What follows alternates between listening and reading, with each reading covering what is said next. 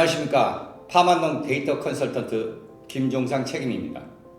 이번 시간에는 작년 농림수산식품교육문항과 진행하였던 빅데이터 단기모델 체감 시범 사업으로 얻어진 각 농가의 데이터를 분석한 또 수집한 결과를 분석하여 이번 사업에 참여하신 농가와 공유하고자 합니다. 지난 시간에 저와 함께 근무하시는 다른 컨설턴트 분들께서 각 단계별 설명이 있었으며 이번 시간은 전년도 생산량이 우수한 상위 그룹과 평균 그룹 그리고 하위 그룹의 생육 요인별 차이점을 분석해 보고자 합니다. 생육 조사는 125개 농가 중 25개 농가에 대해서 7가지 항목인 관부직경, 초장, 엽병장, 엽장, 엽폭, 개화수, 착과수에 대해서 주간 단위로 생육조사와 병충해 조사를 실시하였습니다. 환경관리에 대한 생육 변화를 비교하고 생산량과 시기별 관리 내역도 분석해 보았습니다. 첫 번째로는 초장과 연면적에 대해서 조사한 내용입니다. 초장은 일반적으로 10월 하순경 28에서 30cm를 유지하여 주시는 것이 유리하다고 하며 보온 개시기에는 초장을 30cm 이상으로 높게 유지하여 수확기에는 40cm 정도로 유지하는 것이 유리하다고 합니다. 초장이 짧을 경우에는 신엽이 완전히 전개되지 않음으로써 채광이 불량하게 되고 하엽이 충분한 일사량을 받을 수 없으며 광합성 활동에 지장을 초래함으로 인해 당 생산에 불리하게 되는 것입니다. 다시 말하면 정상적으로 키가 큰 것은 수확기에도 입이 바로 서서 입에 광택이 나는 것입니다. 그래프에서 보다시피 A그룹의 초장이 B그룹에 비해 10월 하순경부터 정하방의 수확기인 12월까지 충분한 초장 길이를 확보하였으며 또한 이하방의 수확기인 1월 초순에도 확연한 차이가 나타나는 것을 볼 수 있습니다. 전체 초장 평균을 비교하여도 A그룹이 B그룹에 비해서 약 5cm의 차이가 있었습니다. 두 번째 그래프에서는 연면적을 분석하여 본 결과입니다. 연면적은 엽장 길이와 엽폭의 길이를 곱한 면적으로 딸기의 적정 연면 지수는 어느 정도인지 봐보겠습니다. 일반적으로 딸기는 적정 연면 지수를 계절에 따라 1에서 2로 관리하는 것이 좋다는데 여기서 1에서 2라는 것은 1평방미터에 심겨진 딸기의 총 잎면적이 1 내지 2평방미터라는 뜻입니다.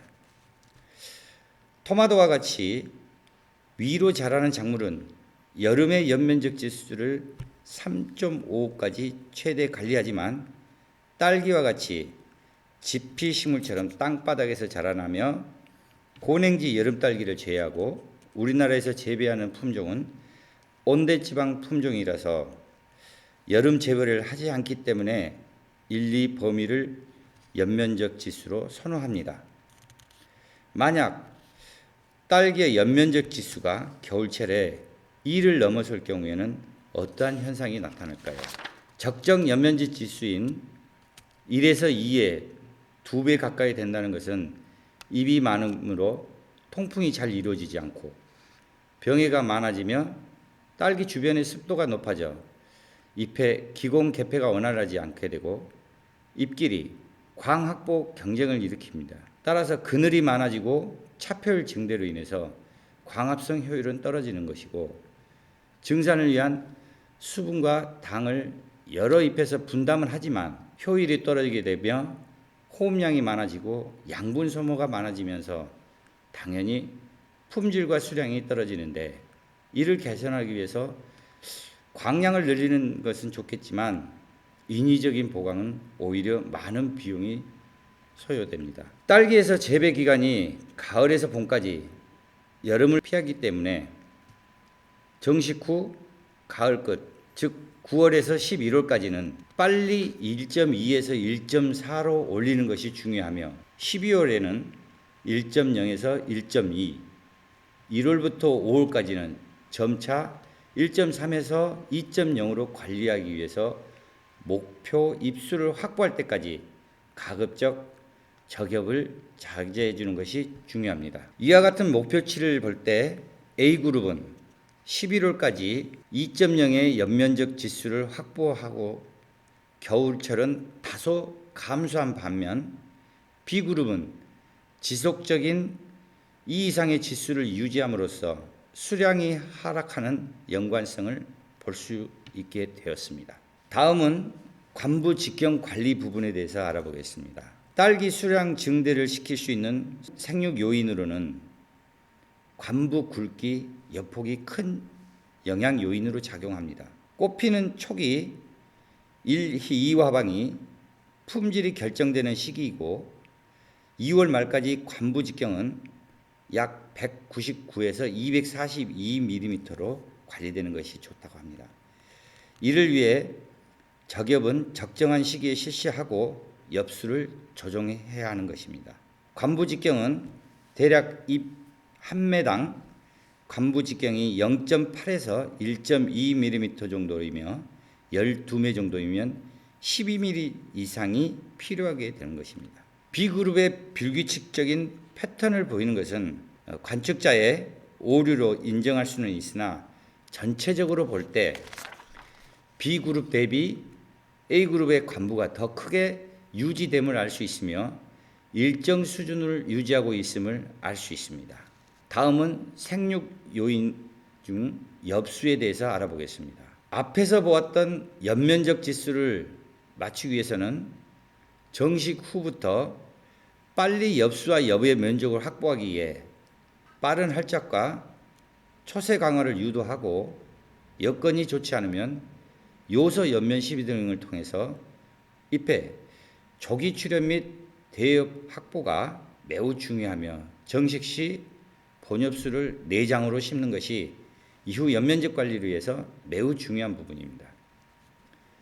12월 말까지는 필요한 연면적 이외에 치가, 하엽은 일찍 완전히 제거하는 것이 초세를 최대화할 수 있으며 1월부터서는 일조 및 온도가 연중 제일 좋지 않는 시기라서 생식 생장이 강하지만 초세 관리를 위해서는 연면적 지수 상승을 위해 입수를 증가시키고 저겹을 최소화하는 것이 중요한데 이는 2월 중순이 지나면 일조량 및 순간 광량이 겨울에 2배 가까이 올라가므로 엽수를 미리 확보하는 이유입니다. 그래프에서 A그룹의 초기 엽수가 B그룹 대비 상당히 우위에 있는 부분이 있는데 착과가 이루어지며 재배 환경이 나빠짐에 따라 작물의 생장이 생식상장으로 향하는데 이때는 초세도 같이 약해져서 단위 잎의 면적이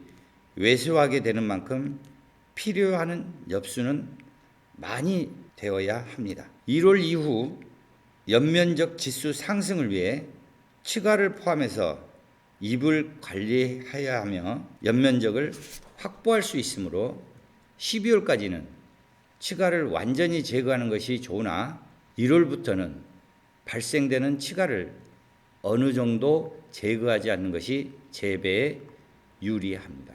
마지막으로 꽃수의 관리에 대해서 알아보겠습니다. 과일수를 조절하여 광합성 산물의 손실을 막고 상품과 수량을 높이는 것은 적과보다 적화, 적뇌, 적화경 제거를 하는 것이 효율적 관리라고 봅니다. 보통 정화방은 10월 중순경부터 하순경 개화가 시작되며 수확은 11월 하순에서 12월 초순경으로 7 내지 10과를 기준으로 하고 제2화방 개화가 11월 중순에서 하순경까지 시작되고 수확은 1월 상순에서 중순경으로 7 내지 12과를 기준으로 하며 3화방은 개화가 1월 중순에서 하순경부터 시작되어 수확은 3월 상순에서 중순경으로 착과수는 5 내지 7과를 남기며 4 내지 5 하방은 2월 하순에서 5월까지 개화하고 수확은 4월 초에서 6월 초로 15에서 29과를 수확하게 됩니다. 결과적으로 과실 착과수를 40에서 50% 수준일 경우에 한 포기당 45가 내외가 보편적인 수량입니다. 한 꽃대에서 먼저 피는 꽃의 과일이 크고 맛이 좋으며 뒤에 피는 것은 작게 되어 상품성이 떨어지게 되며 후미꽃을 조기 제거해 줌으로써 에너지 소모를 줄이고 초세를 왕성하게 하여 다음 꽃의 발육이 촉진되게 되는 것입니다. 1하방 출래 후 2하방 출래 지연의 원인은 1하방의 지나친 발육으로 조기 보온, 고온, 높은 질소 수준의 원인에 의한 것으로 개화 초기 꽃수를 조절함으로써 정하방의 부담을 낮춰주므로 혹한기 세력이 약화되는 것을 방지해야 합니다. 그래프에서 A그룹과 B그룹의 꽃수 조절 간격이 11월에 차이가 나며 2하방의 꽃수를 B그룹이 더 많은 꽃수를 확보하는 것으로 보였으며 전체적으로 A그룹 대비 B그룹이 더 많은 꽃수를 가지고 재배하는 것으로 파악되었습니다. 지금까지 수확량의 차이를 보이는 두 그룹 간의 생육 요인을 분석한 결과를 말씀드렸습니다. 앞으로도 저희 파마농은 스마트팜 농업발전에 지속적으로 참여하여 농가 여러분의 소득 및 최상의 상품을 생산하는 데 도움을 드리도록 노력하겠습니다. 감사합니다.